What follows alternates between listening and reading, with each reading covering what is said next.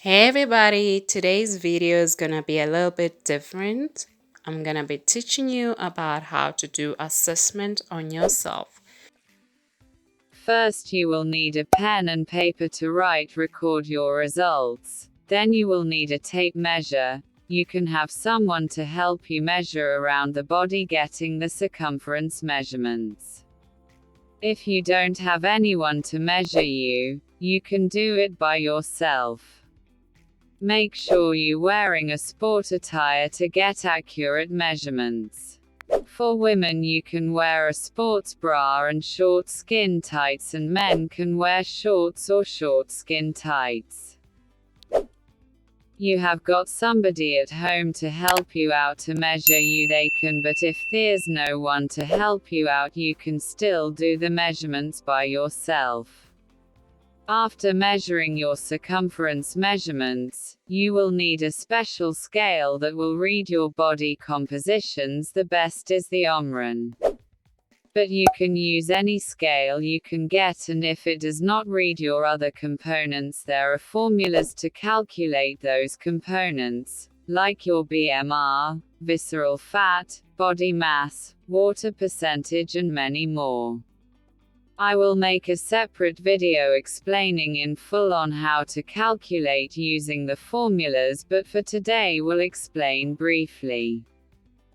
As humans we all want to be fit and healthy, always keeping ourselves fit, but in order to reach your goals or maintain it, the main thing is to know how to get in shape and keeping fit by doing assessments. These special scales will read your body mass, calorie intake per day, fat percentage, water percentage, visceral fat, and many more. Knowing your weight only would not help much in knowing on how to train yourself and reach your goals. As humans we have different types of, and there are three main types of bodies: the ectomorph, endomorph, and mesomorph. The ectomorph are lean and slender people who intends to have less body fat and muscle. The endomorph have more fat stored in their bodies with lots of muscle and gain weight easily, and the mesomorph, they are people with athletics bodies and are strong.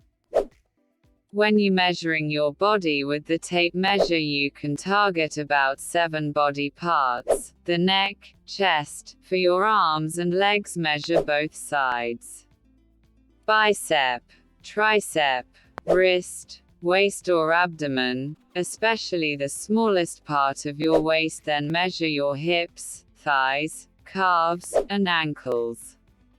When you measuring the waist, measure the smallest part of your waist above the belly button. Then for the hips, it's the widest part of the hip.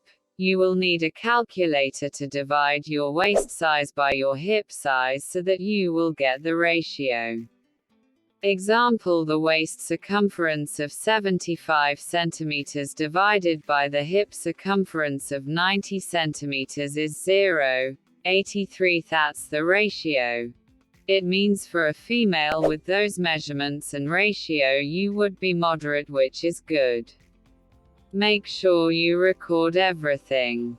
When you are done with that, the next step is to check your waist to hip ratio. Here you will be checking on if your body is an apple or pear shape.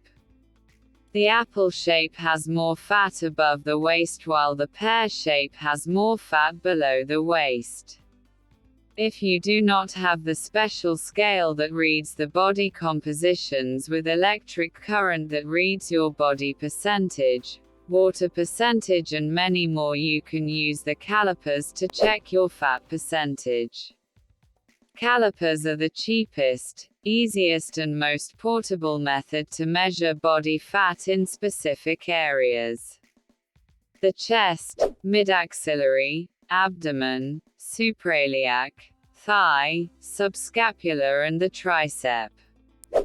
You can do this at home by yourself. Both men and women can check the body fat on the same body parts. Pinch the skin, pulling the muscle away from the fat, and measure the fold with the calipers. After getting your results, record them, then check on the fat percentage chart on if you have a healthy percentage or not. The chart shows the different percentages for both female and male. When it comes to checking your blood pressure, this has to be done first before you do any body measurements in order to get the accurate blood pressure reading, or you can go to any pharmacy or doctor to get checked. You have to be in a quiet room, or you can do first early morning when you just woke up. If you can only check your blood pressure during the day, you would have to sit quietly in a quiet room and relax for 10 minutes. Strap yourself with the blood pressure monitor on the left-hand side upper arm. After 10 minutes, press the start button. The strap will squeeze you for a few seconds to get the blood pressure and then record the reading, which will show the systolic and the diastolic. Systole is during contraction of the heart. This is the top blood pressure number, indicating the pressure in the arteries during contraction. Diastole is during relaxation of the heart. This is the bottom BP number, indicating the pressure in the arteries in between beats. You can check the chart to see if your blood pressure is okay. As for checking your fitness level, there are so many methods to use. The simple method is to time yourself for 1 minute, then sprint on the spot.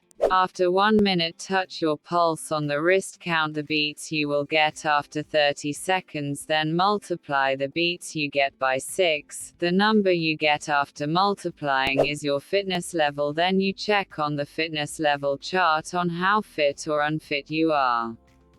You can calculate your maximum heart rate by subtracting 220 minus your age. For example, if you are 45 years old, subtract 45 from 220 to get a maximum heart rate of 175. This is the average maximum number of times your heart should beat per minute during exercise. To check your oxygen level, if you do not have a pulse oximeter, you are supposed to count the number of breaths you are taking in a minute. To do this, place your hand on your chest to count the number of times you breathe. If your respiratory number is more than 30, you might have a low oxygen level. There are many methods for checking your balance. The simple one is to stand on one leg with arms relaxed on your side. Hold for 30 seconds. If you cannot, it shows you need to work on your balance, and then for flexibility you will sit down. With your knees straight, reach forward to touch your toes. If you cannot touch your toes, it means you not flexibly. For your upper body strength, you will do push-ups, with your arms shoulder width apart, palms flat down and your body straight, balancing on your toes. Start with your arms straight, lower your body, leave a 3 inches gap and lift your body up again to start position. Keep your body straight, repeat this 10 times. If you cannot do at least 5 proper reps, it shows your upper body is weak.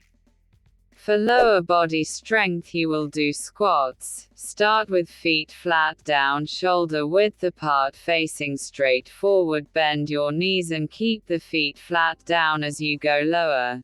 Do not arch your back, keep your back straight and knees must not pass your toes.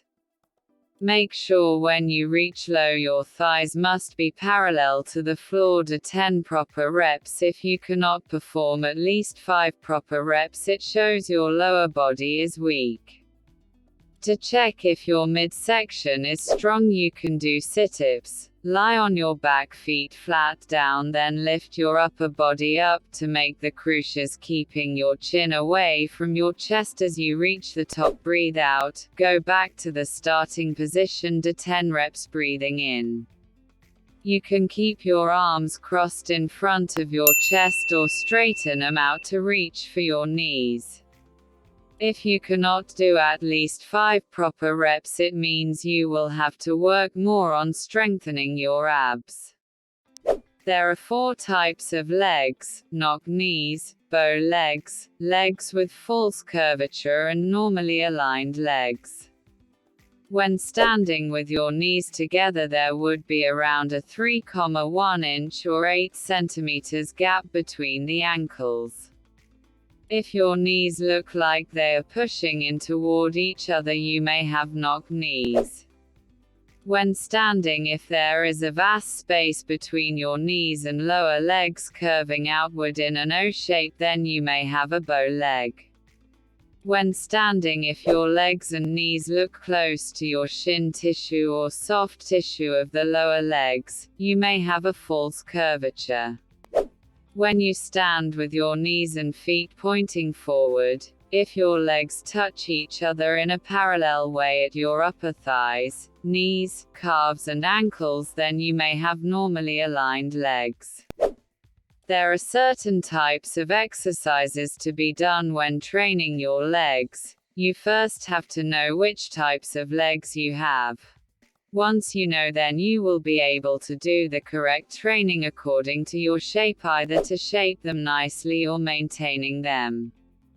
When you have done all this, you can also check on the chart here the formulas for working out your BMI, bone mass, BMR, visceral fat percentage. Will have a part 2 in full body assessment explaining on how to calculate step by step, especially if you do not have the special scale that reads those body compositions. When you are done with assessment, you can take pictures of yourself, front view, side view and back view. This will also help for you to see the progress of how your body is taking shape and keep the photos with the records. You may do your assessment every 2 weeks or once a month.